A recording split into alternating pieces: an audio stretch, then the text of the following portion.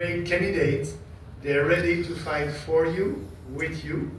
And we have a tough criteria when we are selecting our candidates.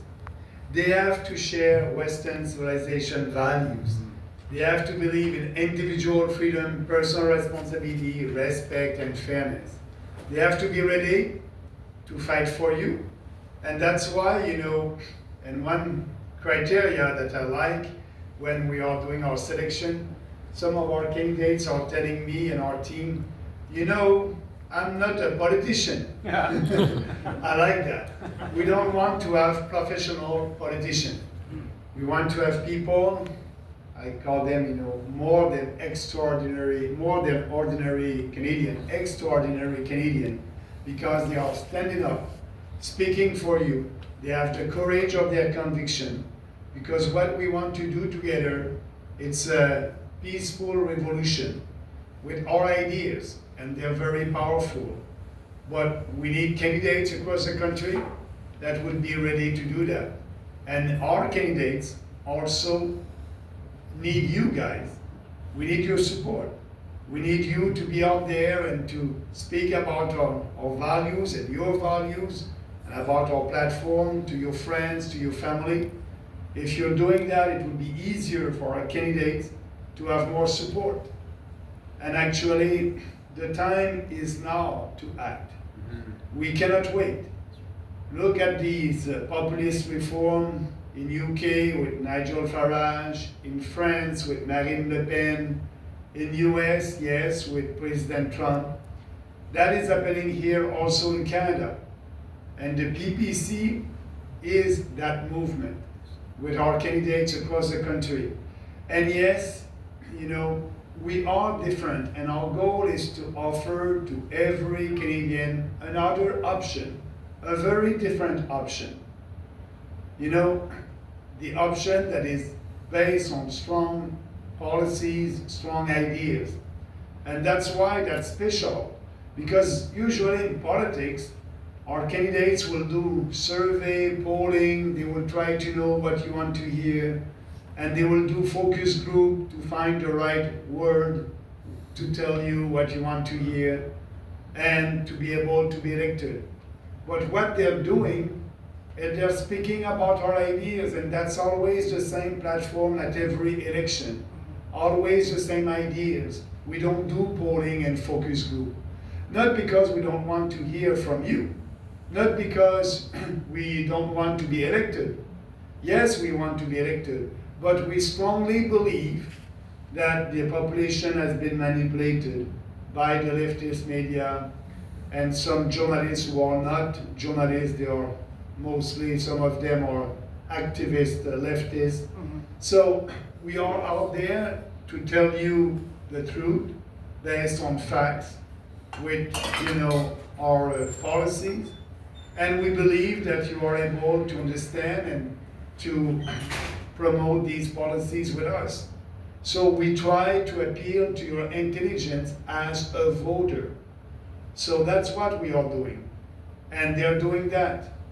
I've been elected for 13 years in Parliament, and I know it would be easier for me and for our candidates to be elected if we are telling you today that Trump is the enemy, it's because of him that everything is going wrong in our country, and we are poor, and have a fake patriotism like these other leaders. But no, we are up there, we have a vision for this country. And our goal is to communicate that vision. And I hope that all across the country, our candidates are doing that. And my hope is more people can wake up, can be part of the change, can be the change with our candidates and with us. Because if we do that together, we're gonna win. It's a question of time. I know we're gonna win. We have the best ideas and the best vision. I don't know when, but I hope it will be at this election. You can count on our candidates, you can count on us. We're gonna be there after the election also, until we win that battle of ideas. And if we don't win, I don't see a bright future for our country.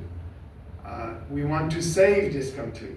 And we think that, we are able to save this country because we know that it is not the government, our actual government or another government, liberal or a conservative one. They don't have the solution. They don't want to speak about the real solution. And if we don't do our bold reforms, I don't know what will happen with our country.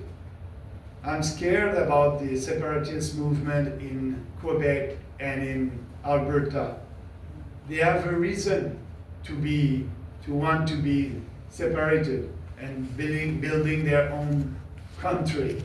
I don't want that. I like this country. We can keep this country united and prosperous if we are following our constitution. And that's what we want to do. Like during COVID-19, we had a great constitution. And we don't need to change our constitution. We just need to respect our constitution. And some people are telling me, well, Maxime, your candidates must have only one passport if they want to be loyal to our country. That must be a condition for being prime minister, to have one passport and being loyal to our country. Yes and no. Yes and no. Who destroyed our country the last 10 years? Justin Trudeau. He has only one passport. He's a Canadian. And he's the one who destroyed our country economically, socially, culturally. And he was one of us. So we need to vote for people who share our values. That's the most important. And our candidates here are doing that. They are giving their time during this campaign and before this campaign for you guys, for everybody across the country. They are working. They have other things to do. They can stay at home and just look at what is happening to our country. But they decided to stand up, speak up, and be the change, be the agent of change. And that's why I'm proud of them, because it can be tough. Now, they are politicians. And when you are fighting in a political party, you have your opponents that are coming against you. They're lying about you, and they try to discredit you. But we at the PPC, we are saying the same thing for the last 10 years. And so I think we are gaining credibility. It's very rare in politics, a politician that would be credible. Usually the credibility of our politician is very low. But when you are saying the same thing, and when you can find a video of our candidates, of me saying that at the first election in 2019, or the last election in 2021, and still today, it's because we strongly believe in what we are telling you. We are telling you the truth. And now it's not going well in this country. It's very tough for everybody. And the reality is, if we don't do the real changes, it can be worse. That inflation of about 5% can be like that for the next 10 years because of these huge deficits. The unity of this country, it can disappear in 2027. In Quebec, we have a young, charismatic leader, the leader of the Parti Québécois, and is ahead in the polls right now in Quebec if there's a provincial election. The provincial election in Quebec will be in 2026, and that leader of the PQ said that if you vote for the PQ, you are voting for a referendum on the independence. And he said, I will do that referendum 1 year after the election. So we may have another referendum on the separation in Quebec in 2027. And something may happen in Alberta. Why? Because of bad policies, because of mass immigration. When Pierre Trudeau was the leader in Canada and our Prime Minister, the PQ was in power in Quebec and we had our first referendum with René Lévesque. And now you have Trudeau's son, Justin, and he tried to destroy our society and our culture. And I know in Quebec, in Quebec, Quebecers are very proud. They want to keep their language, they want to save their culture. But with mass immigration, they're coming to Quebec, they don't speak English or French, they don't integrate into the Quebec society. And Quebecers are saying, no, we cannot tolerate that. And now they're looking at the PQ. And the leader of the PQ is speaking a little bit like me. He said, end the mass immigration, we must control our immigration, and that's destroying the province of Quebec. So we don't know what will be the future. But if our policies are adopted at the federal level, that's the only way to save this country and to unite this country. Because the culture in Quebec is different than the culture in BC. The culture in BC is different than the culture in PI. That's our country. It's a diverse country. But more and more diversity is killing our country. Canada is unique. So that's why our constitution is unique.